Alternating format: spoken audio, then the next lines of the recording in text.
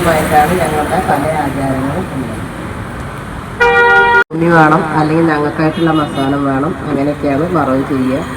പിന്നെ അതുപോലെ കല്യാണങ്ങളിലൊക്കെ ആദ്യം പണ്ടൊക്കെ ഒരുപാട് വ്യത്യാസം ഉണ്ടായിരുന്നു. പക്ഷെ കുറേ വ്യത്യാസം ഇപ്പം എല്ലാവരും സ്കൂളുകളൊക്കെ അടുത്തടുത്തായതുകൊണ്ട് ഞാൻ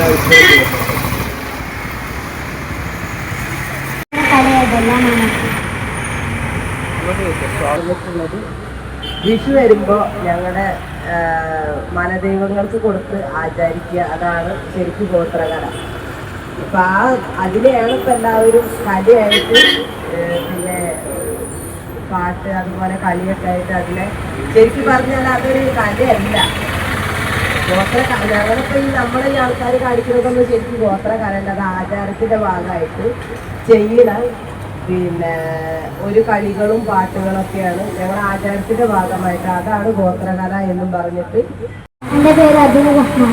നമ്മൾ പത്രമാധ്യമങ്ങളിലൊക്കെ നിങ്ങളിൽപ്പെട്ട പലരും ആ അപകടത്തിൽ നിന്ന് മരണപ്പെട്ടതായി നമ്മൾ വായിക്കാറുണ്ട്. എന്നിട്ട് നിങ്ങൾ എന്തിനാണ് കാട്ടിൽ തന്നെ താമസിക്കുന്നത്?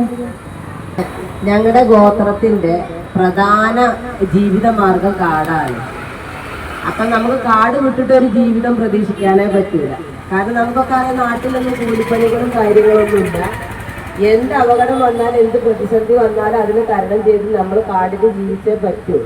കാരണം ഞങ്ങൾ പല ആവശ്യങ്ങൾക്കും കാടിനെ ആശ്രയിക്കുന്നവരാണ്. നമുക്ക് കാടിൽ ഇല്ലാതെ ജീവിക്കാൻ കഴിയില്ല. അപ്പോൾ കാടിനോടാണ് അത്. ഇനി ആന വന്നാലും പ്രളയം വന്നാലും എന്ത് വന്നാലും മക്കളെ ഞങ്ങൾ കാടിനെ ചേർന്ന് ജീവിക്കാൻ പറ്റുള്ളൂ. കാരണം ഞങ്ങളുടെ ജീവിത രീതി അതായിപ്പോയി. കാട് ആശ്രയിക്കാതെ നമുക്ക് ഒരിക്കലും ഞങ്ങൾക്ക് ജീവിക്കാൻ പറ്റില്ല. അതുകൊണ്ടാണ് കേട്ടോ.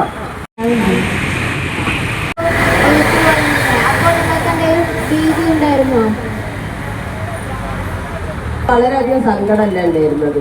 രീതി എന്ന് പറഞ്ഞാൽ നമ്മളെവിടെ നിന്നാലും വയനാട് ദുരന്തം നാളെ നമുക്ക് സംഭവിക്കാം, പിന്നെ ആർക്കും സംഭവിക്കാം. അപ്പൊ നമ്മൾ അങ്ങനെ ഒരു ദുരന്തത്തിനെ നമ്മൾ വളരെ വിഷമത്തോടെയാണ് നമ്മൾ പിന്നെ നേരിട്ടത്.